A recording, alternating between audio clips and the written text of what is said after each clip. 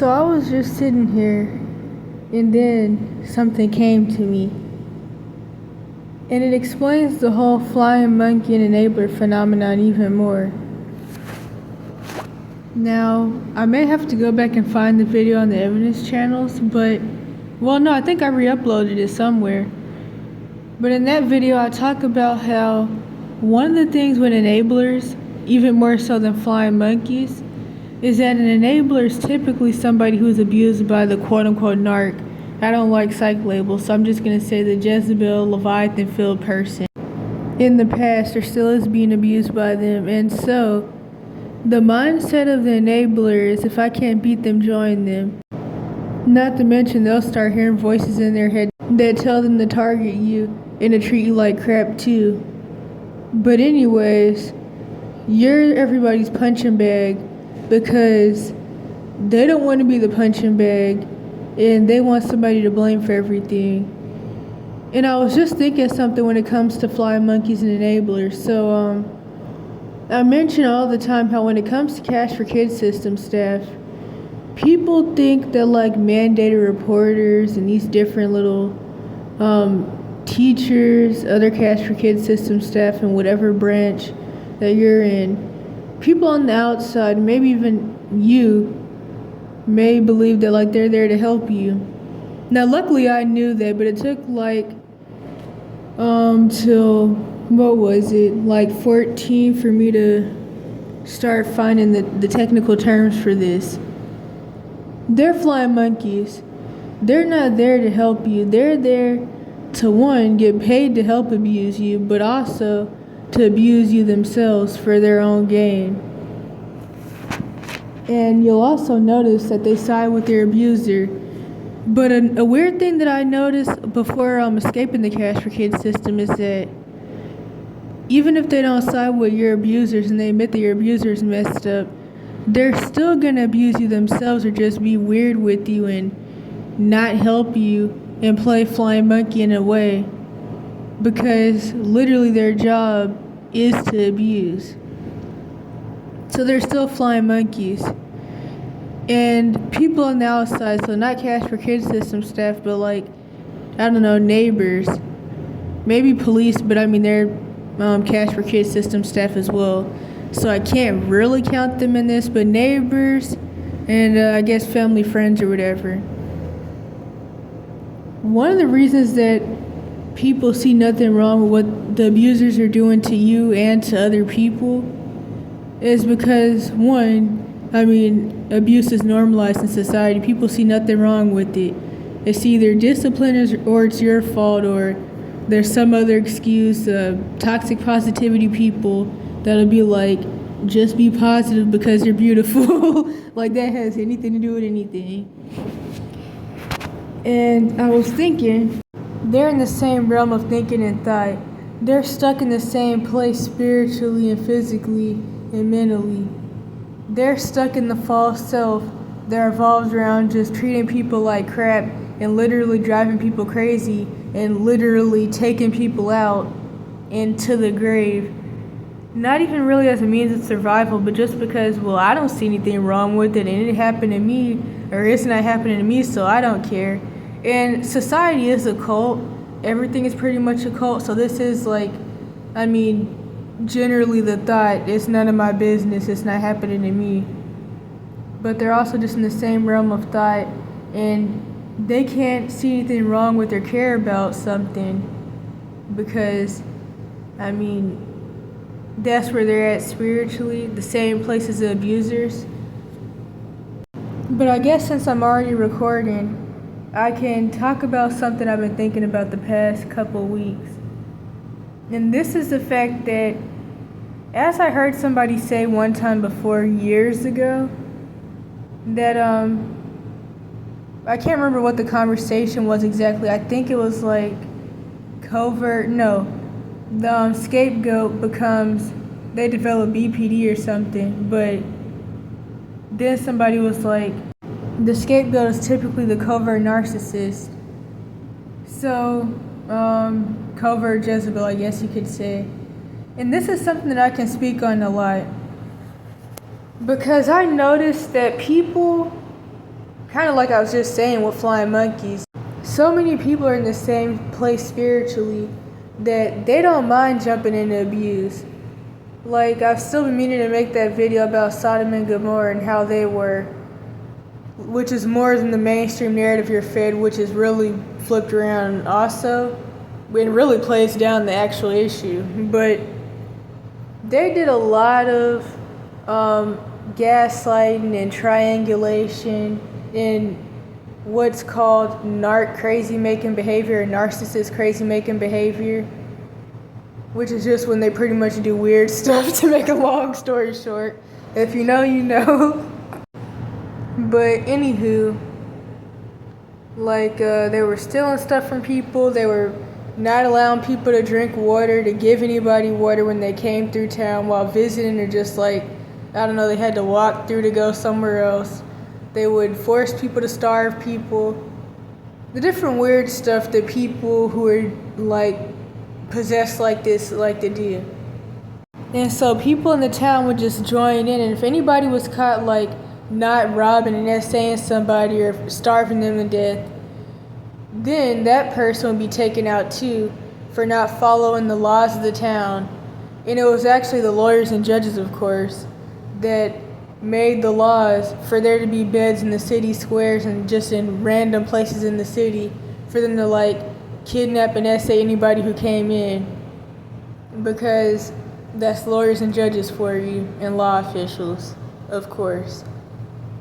And it's actually interesting because I read that like some months ago, and I had already been calling lawyers and judges the Lemites, Triple Ks, Freemasons, which I mean all that stuff is connected anyways, and anti-youth pro-abusers, all those things. And it just showed me the deep history that lawyers and judges have would be in this way. And you know, it's funny because like in America, if you even know about this stuff, you may have heard the whole thing that at one point the lawyers and judges and police and stuff were regular people, but eventually they all like got sold out, and the only people that were allowed to get in were Masons, which honestly I'm pretty sure that's bullcrap. I don't believe that whatsoever. But that's what they tell people. But it's like, when you look into the history of these things, it's like, I don't know about that anyways. But anywho, everybody in the town had to be a flying monkey or an enabler. And the thing about sexual addiction and perversion, all those things that go along with that, is that you objectify yourself and you objectify other people. It makes you mad, angry, and paranoid. Of course, you get more and more demon possessed. Lust is never satisfied, so you're going to go from one thing to the next. You're going to be with, I don't know, maybe the wall one day, and then you're going to be dating like a tree, and then your grandma, and then whatever else in the world.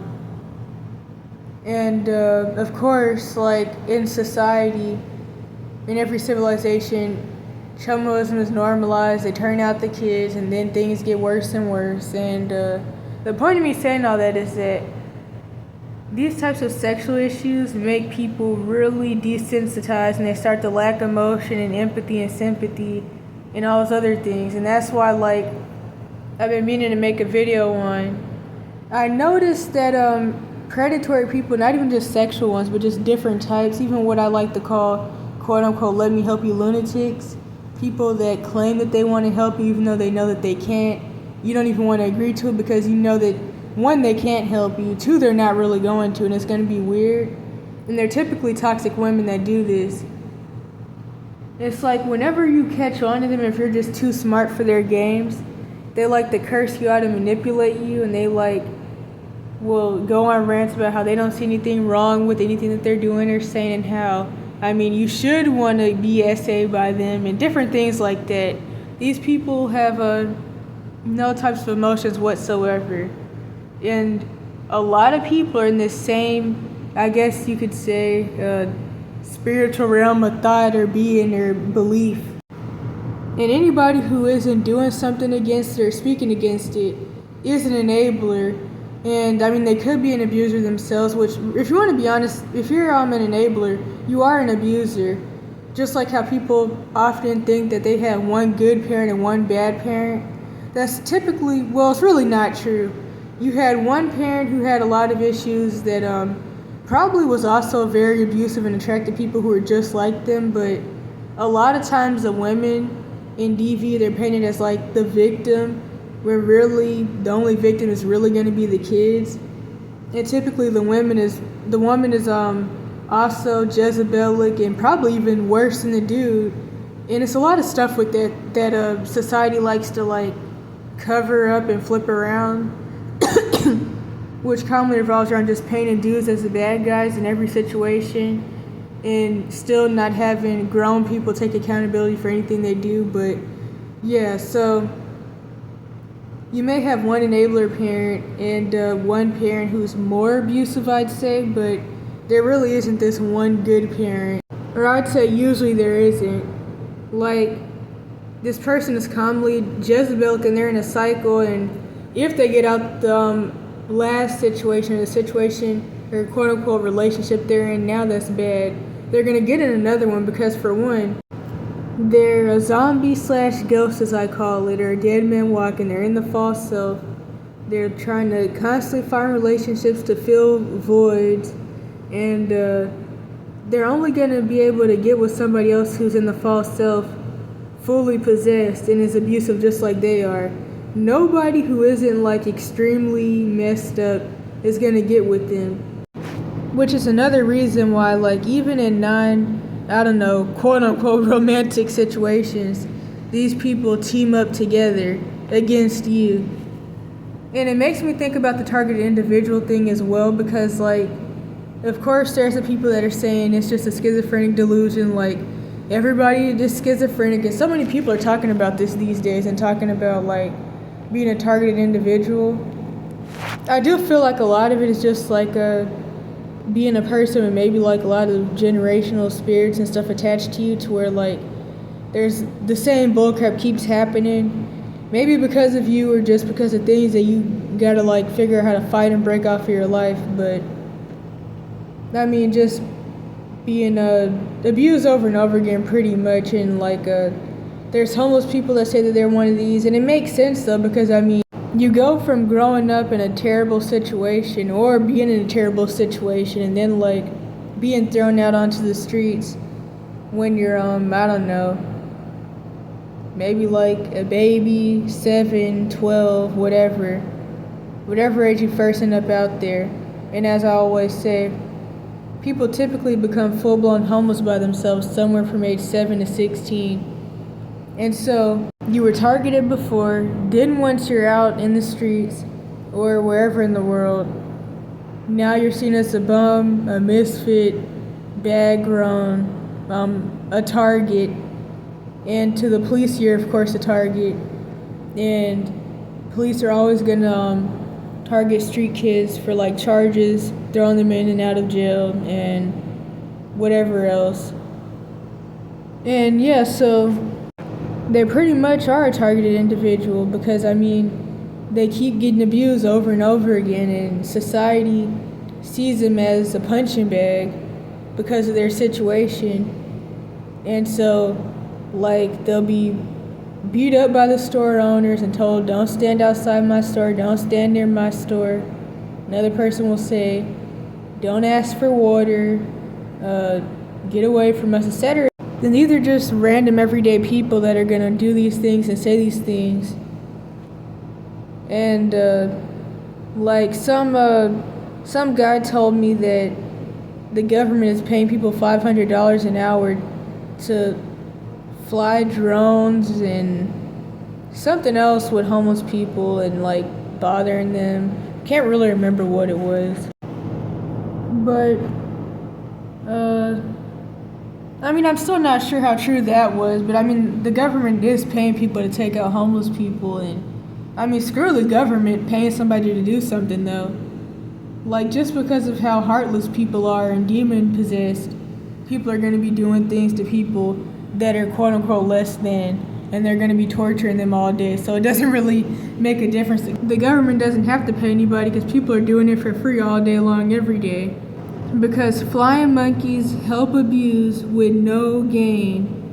They get nothing out of it, and they just jump on the bandwagon. Like when it comes to the Jezebelic and Leviathan filled abuser, the quote unquote narcissist, people become flying monkeys for them with no gain. Now, typically, if you're in like the Cash for Kids system, the flying monkeys are going to mostly be Cash for Kids system staff, which are also abusers themselves, and they're getting paid to help abuse.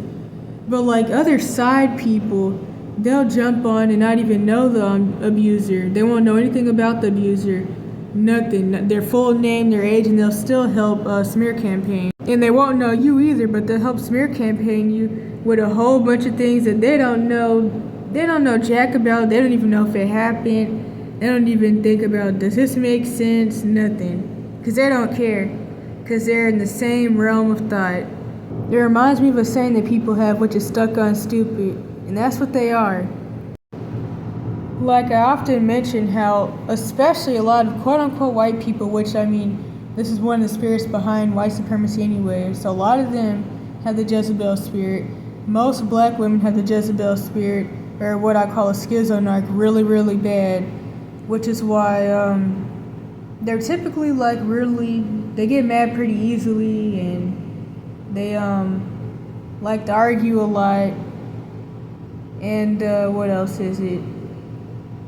They like to blame their kids for a lot of stuff, and this is what Jezebel abusers do. But I also notice when I look out into the world, especially with like quote-unquote black women, that they typically never wanted kids, but they have so many of them and are probably pregnant right now while talking about how they never wanted kids. They're always blaming their kids for things and like talking junk to their kids, and they just always have problems with their kids, never the dudes and whoever else.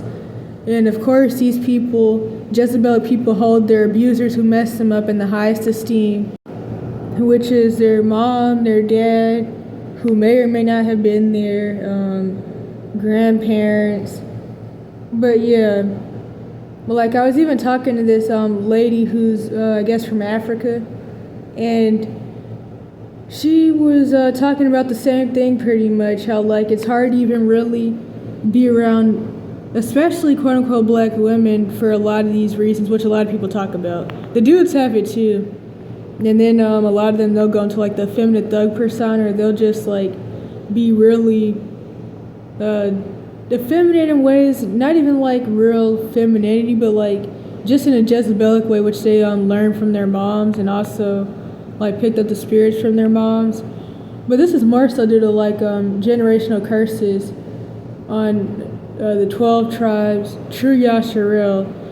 But I noticed that Judah tribe Bantus and of course quote-unquote white people are the most prideful and accountability lacking people there are on the planet, because so many people are stuck in this same realm of thought and being. Like if you look in the quote-unquote black woman's direction for too long, you may not even notice her. There's the whole "can I have my face back" term that people say is southern, because of course most of quote-unquote black people live in the South. And this is what people call being ghetto. It could also be racial as well. But typically when they're saying talking ghetto, they're just talking about the southern accent. So that's not, I don't even like the ghetto term, to be honest. But Jezebelic behavior is considered ghetto, but only when you're dark skinned or you're like in a certain income bracket. Which I already have videos, a long awaited video that I uploaded however long ago, with clips in it at the end, showing how the whole ghetto thing, quote unquote, is no different from like the stereotypical, I don't know, white cheerleader girl or preppy suburb girl, valley girl, whatever in the world. It's all the same thing. So, within the different income brackets and ethnicities, still same realm of thought. But this is getting long though, so I'm trying to like really give a good example and get to the main point. But I don't know, you just notice that like a lot of wealthy, like young 20-year-olds, I've seen the same issues with them. The ones that have kids, they really definitely don't want their kids, and their kid is just like an inconvenience to them. And like they just wanted to be together and have money. I've noticed this with like young people who are probably in some form of a tech career, and it's similar to the Jezebelic black woman thing, although the ones that are doing this typically don't have anything due to different generational curse stuff. But it's like they're just always very annoyed with their kids. They're always talking about, oh yeah, actually here's some quotes because now I'm remembering one. They're talking about how they can't take their kids anywhere, how they don't want to bring them out the house. They're typically the ones that are very abusive and like, I don't know, just go out in public with like a belt around their neck. And then of course the back end for this is religion, but it's all Jezebelicness and no accountability, and how so many people are in the same realm of thought and they're flying monkeys, enablers, and the main abuser. It's all a cult really. It's like people are just bound down to each other. Everybody's just bound down to each other. And if you're not bound down to another person, you get the ODD label, which is a label for abused kids, which is a way of saying that you're a future sociopath or you're going to have ASPD, which people think that this means something that it really doesn't, because like they think about these Manchurian candidates and people under MK Ultra, like Jeffrey Dahmer and those other people who were made to be idolized in these bullcrap movies, who were actually created by the U.S. government through trauma-based mind control and programming. Same thing with what was that dude's name? Not Charles Darwin. What was his name? It was C something, like the dude that said that he was like in one video, I did not break the law. Jesus Christ told you that 3,000 years ago or something. That dude, can't remember his name right now, but those people aren't sociopaths. Those are created people. Realistically, the definition of ASPD is you see the issues in the world, you don't want to go along with it, you believe in justice, you believe in helping people, you care about other people, and you're not letting people run all over you and drag you into the matrix. Like these people that are living out in the woods or van lifers and people like that, there's a narrative that homeless people or quote unquote supposed homeless people are mentally ill. When people hear that, they think that they mean substance use or schizophrenia or something. That is not what they're talking about. They're trying to say these people are sociopaths because instead of being dragged into torture in the matrix, they're living in the woods, they're eating from the land, or they're living in their van, they're traveling the country instead of being trapped in a home working all day. That's what they're talking about. So yeah, they're actually saying that these people are sociopaths, or they have ASPD / antisocial personality disorder, not schizophrenia and all that other stuff. Although abusers love the schizophrenia label and all the other ones as well, but still though, ASPD, antisocial or anti-society, you're not doing what people want you to do, and you're not letting people do things they shouldn't do to you, and so you're anti-society, which I guess could set you up to become a targeted individual, quote unquote, but I mean, you're usually going to be that from birth. But I went off so much into other stuff. To get back to the main point, the scapegoat can become the covert narcissist, as people like to say. So, I noticed before I escaped my situation that so many people who will even talk about their abuse and all the things that happen to them will conform right to abuse other people with abusers or even their own abuser. Which is also a part of something I say about therapy, which is that when you're younger and you're still in your abuse situation, the therapist is there to help manipulate you into believing that everything is your fault and you're the bad guy. When you get out the abuse situation and you're older, then they may possibly not gaslight you, and then they'll install a victim complex in you and tell you nothing's ever your fault because now you're grown, and due to legalities, if you even get out, you're, I don't know, 30 now, and you're not in a conservatorship or guardianship, and so I'm not getting paid to side with your abuser, so I'm just going to agree with you on everything because I get paid to. Which is why I noticed that people who go to therapy become the number one enablers and flying monkeys. Like my older enabler sister, as I talk about often, she actually like, since she was like, they were all kicked out at like 14, and they started to like have to figure things out on their own. She had got like a place at 17 with our older scapegoat sister, who I think was maybe 18 at the time. And she got diagnosed with PTSD, which would really be CPTSD. But she still became the biggest enabler, who was always there for our abusers. And our abusers, or at least some of them, are even living with her now and have been for like a couple years now. And she was always there to help scapegoat all the different scapegoat siblings, and always there to help hype up the golden children siblings whenever they were golden children, because of course, like, roles are reversed, but typically the scapegoat stays the scapegoat. Then I noticed this pattern a lot. Like, I don't even know how to summarize that story, but I'm just gonna say I noticed this pattern a lot.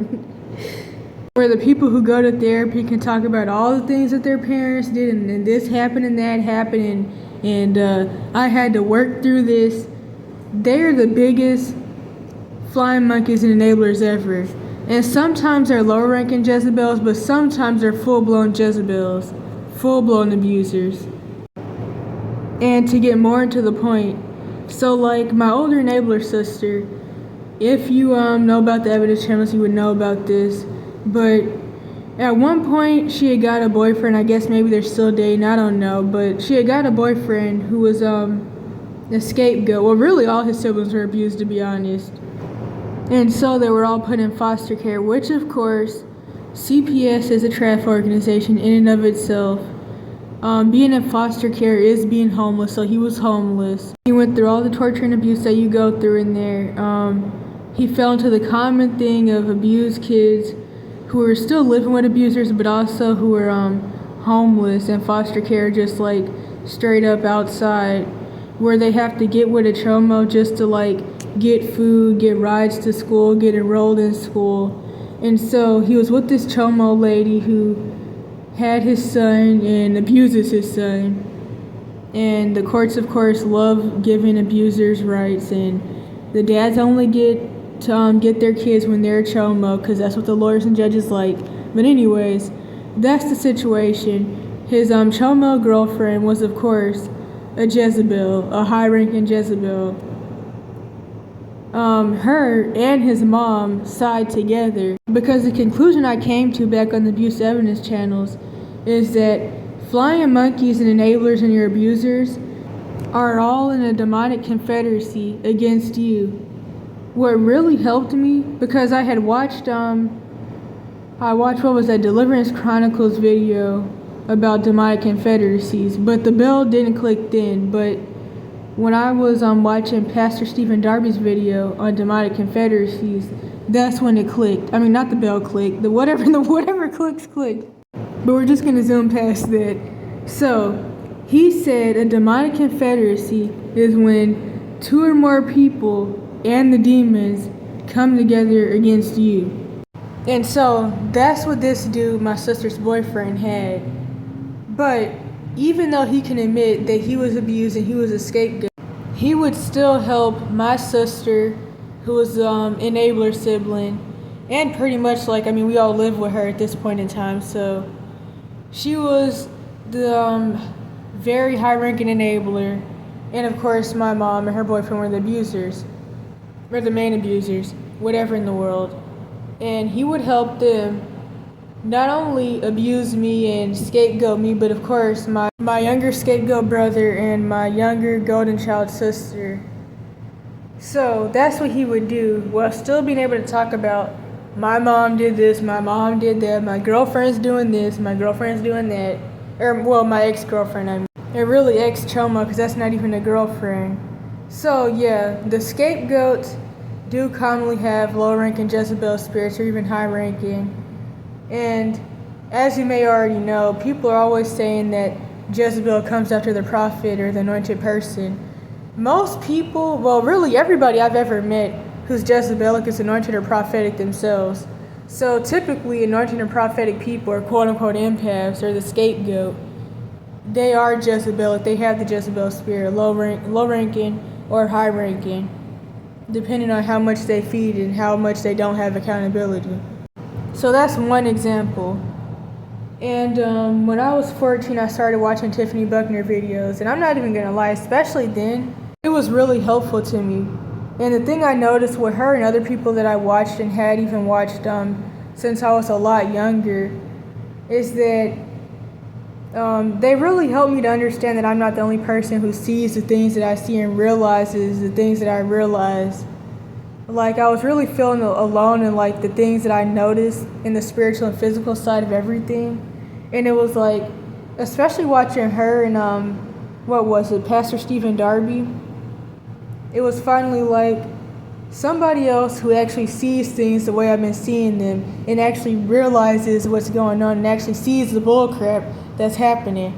Because like so many people are acting like things aren't what they really are, and like it's not. Things aren't just crazy and demonic. And people also don't see the patterns and different behaviors in ourselves and the people around us. Like, I would say 14 was a year of validation for a lot of things for me, which I'm not going to go back into that long story. But anywho, what point was I getting at?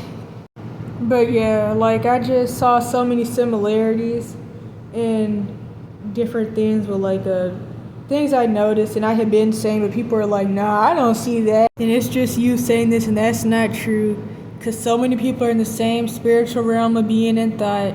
But it's a lot of stuff with that, though, because I feel like when I say things, people are just like, well, you're a child or you're a kid and you're just whatever. But then when somebody who's older than me says the same things I've been saying for years, then all of a sudden now it matters and now it's right.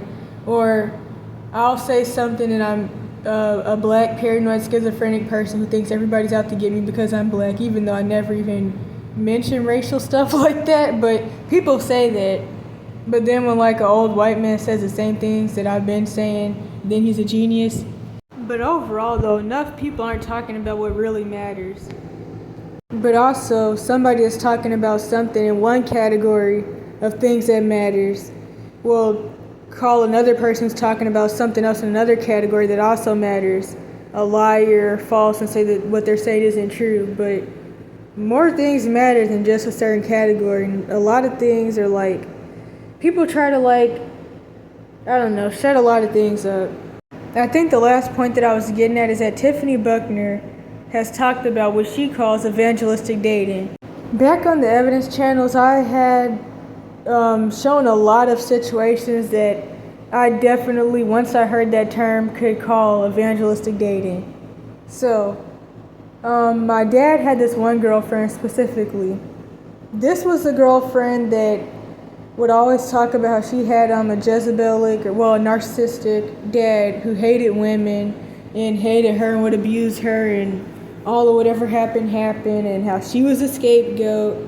She knew she was anointed. She knew she had a call on her life. She knew her son, especially one of them, had a call on his life. Although due to his conditioning, he was kind of mean. Pretty much he was a mommy's boy, and he felt like he had this protector role over his mom. And due to the situation that I was in and things that were happening to me, there was this whole situation where he flipped out because he was like, don't involve my mom and your parents trying to kill you because I don't want her in jail. And as if anybody's going to get charged or go to jail, but pretty much he felt like he had to play hero. And also he was 14, but he slept in bed with his mom. Maybe he was 13 actually. And he was actually the younger sibling or one of them. But he like felt like he was this protector, which is a big issue with single parents, where like the older sibling feels like they have to keep things in check.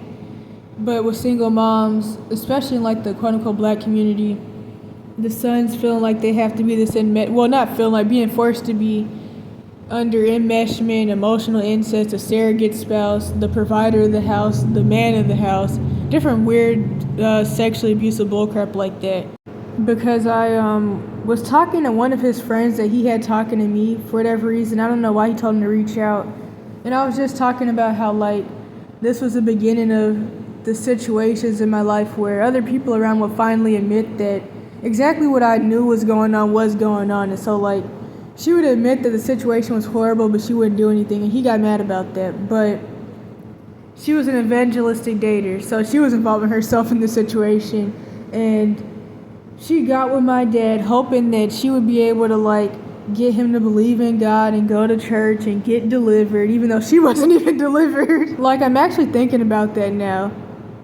How do you want somebody else to get delivered when you're not even delivered and you're still in fornication and all types of stuff? Like, she had just divorced her ex-husband, which she got back with him after the fact.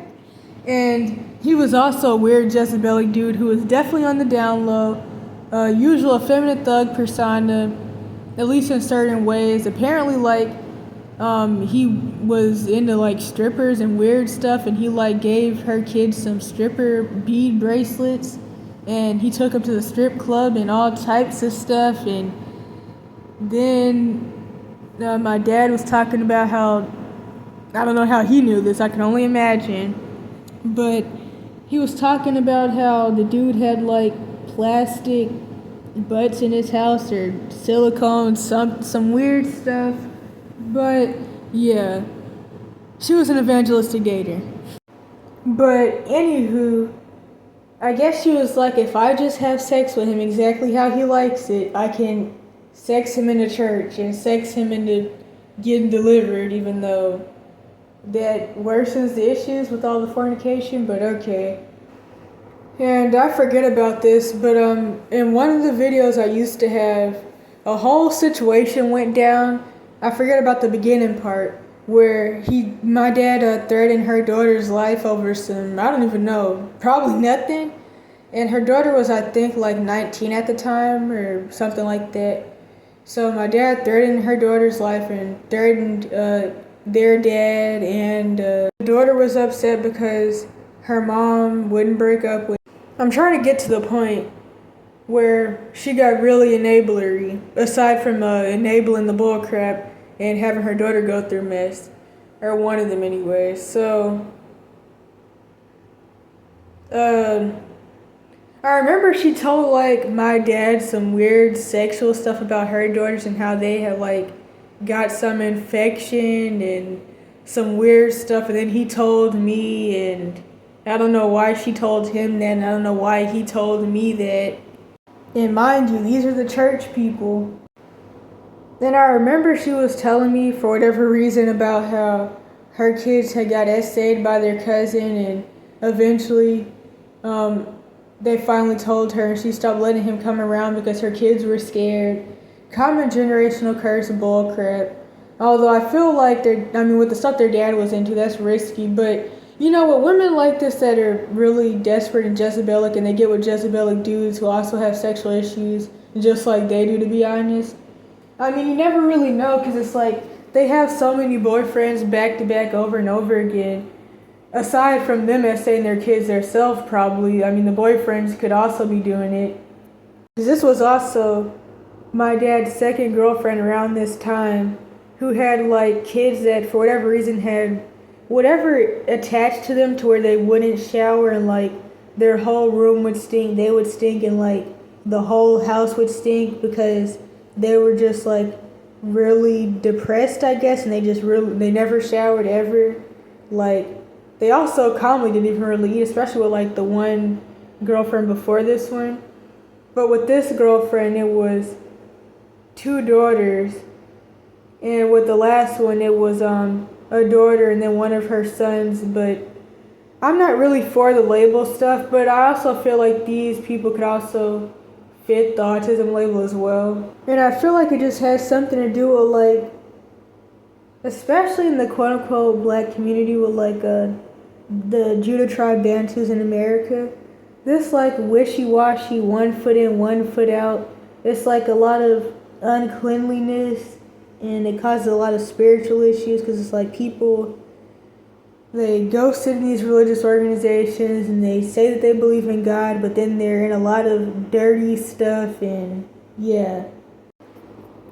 At this point in time, things are pretty bad for me. Aside from like all the validation that I eventually got more of as time went on.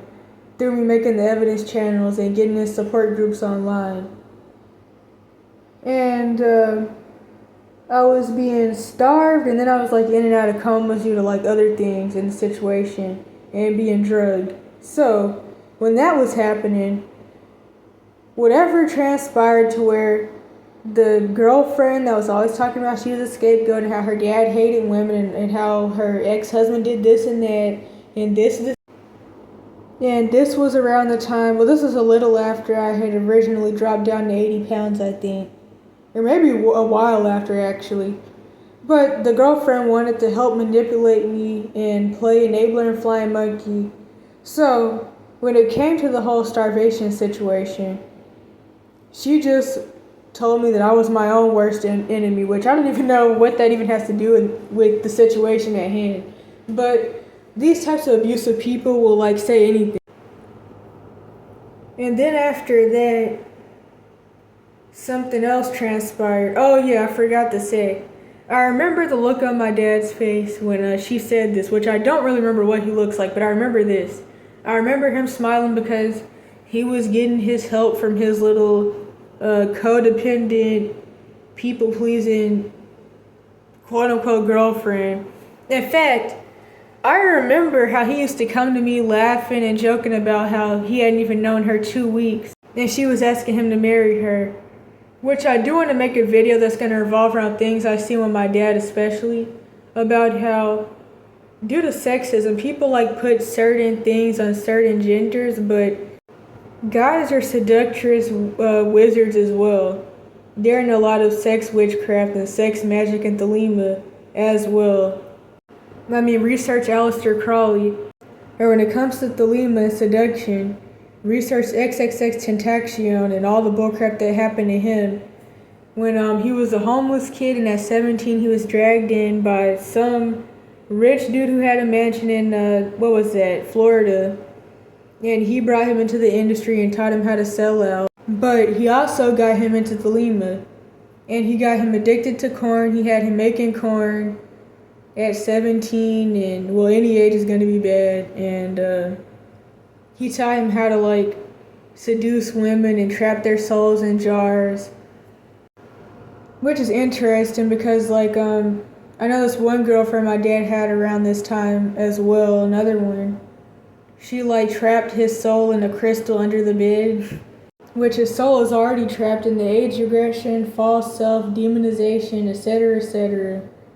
So it just gets worse pretty much. But yeah, that whole you're your own worst enemy and her helping enable, that's one situation. Then her evangelistic dating got worse. She tried to take him to church again. And this is a situation where, around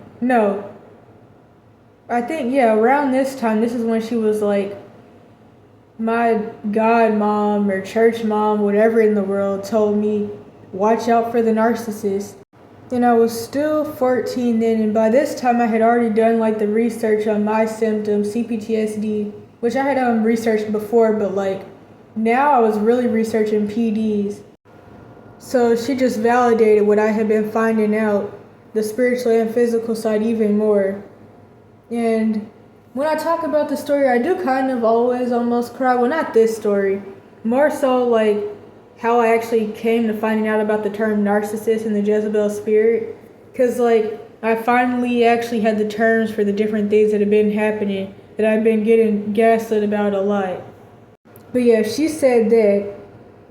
And then I got to meet her God, mom, whatever in the world at the church. And the pastor was, honestly, now looking back, he at least reminds me of in ways, which I don't really remember a lot about him. I only went once, but I guess maybe more so I could say this Chomo priest in Santa Cruz that would come out to quote-unquote help the homeless and help the street kids reminds me of her pastor a little bit.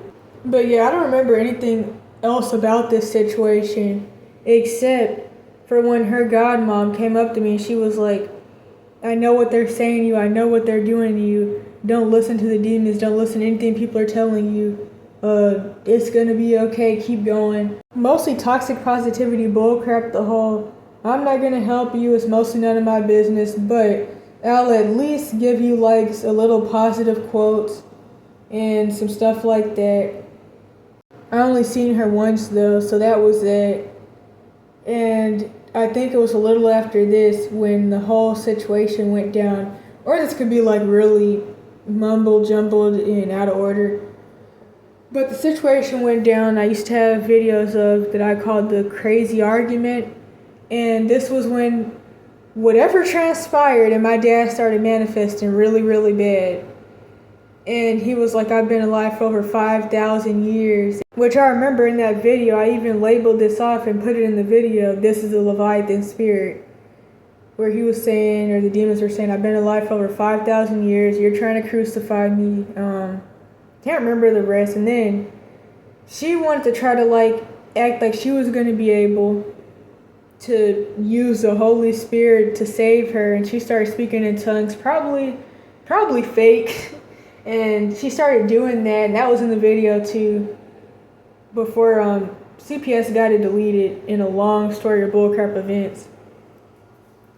And she was like, I don't even know what she was she was speaking in tongues, that's all I can say. She was following him around speaking in tongues, and he was like, you're not going to scare the H out of me.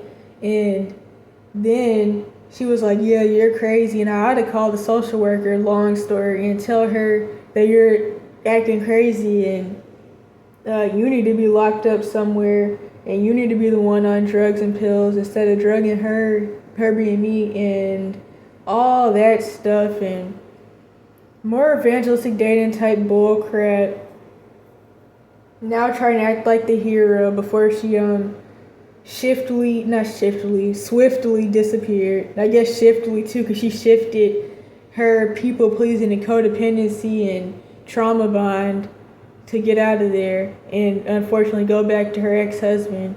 So I guess they might as well have not divorced. But yeah, scapegoat turned enabler, turned abuser, turned flying monkey, all to be buddy with somebody that they quote unquote love. And really, what people call their type is just a demon. People attract what they are, they attract what's in them, they attract what's like their parents, the same spirits, the same generational curses, the same familiar spirits, etc., etc., etc. Like, I mean, even my sister's boyfriend would help my abusers, especially my mom and her boyfriend, try to convince me that I was retarded and different things like that, that I was slow. And then with this girlfriend, forgot this part. There was also some videos from a whole situation where, don't really know why, but I guess she was supposed to be on a date with him, or he said he was going, no. I think he said he was going to go somewhere, but he lied and he didn't go there, he went somewhere else to try to go shoot somebody for like an hour or two. So, the whole situation went down. He didn't end up doing it. Wait, no, I forgot, censorship. To go hoop somebody. And so, he went to the neighborhood where somebody had ended up hooping him outside my window because he thought that he could talk to people crazy the same way he talks to me and whoever else, mostly me. And a lot of people, they don't go for that because they get scared.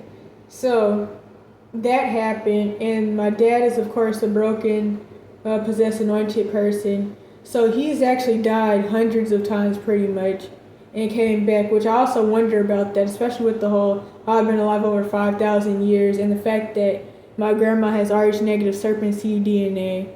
So I do wonder more now if it's even really about the whole anointed thing and him getting more chances. But anyways, that was one of the, like, I don't know, more than 20th times that he's died when he got hooped outside my window, which was like a year before this or something like that. And he was looking for the dude who hooped him. And when we went through the neighborhood and he was looking at the dude in his eyes and the dude looked at him, from the way the dude looked at him, that probably was the dude, but he doesn't look like the dude I remember seeing, but maybe he lost weight. He definitely cut off his dreadlocks. He definitely did that. But he didn't get charged or go to jail. And I remember, like, when I was in the house, the neighbors, which was his mom, were crying after he like threw his jacket away and all that stuff. And she was like, why would he even do this? He just got out of prison for hooping somebody. Coming from people that teach that it's just discipline to tell your kids whenever they're mad about something, whenever something happens, just beat on people or take them out or try to take them out because it's discipline, and now you're crying. Like, it's literally considered a religious doctrine and a cultural thing, especially in the South, to teach your kids that the only way to handle things is through violence.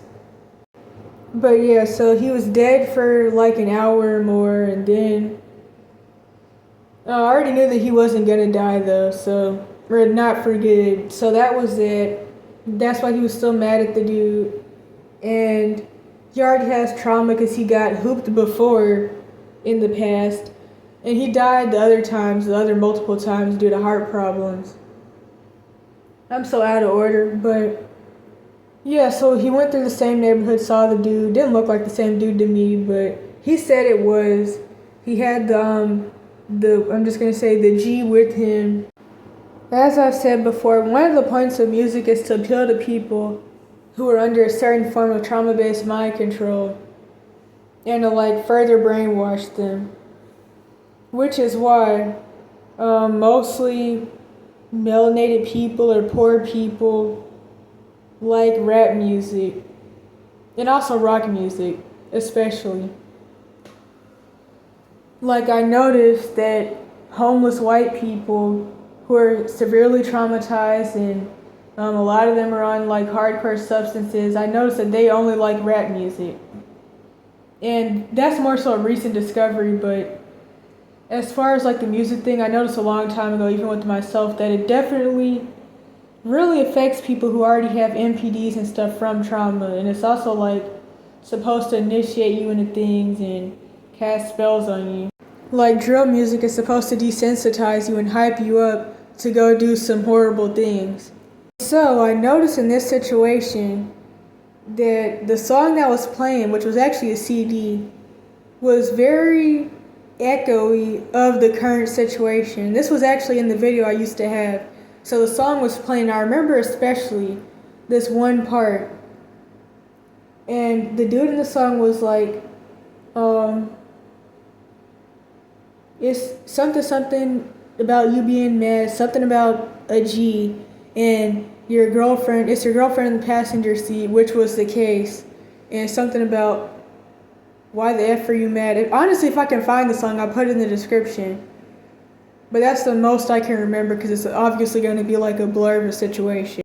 In fact, it's not even like the situations that I remember. It's like I remember watching the videos of the situations, but due to the dissociation, I don't remember like really being in the situation. I just remember the videos.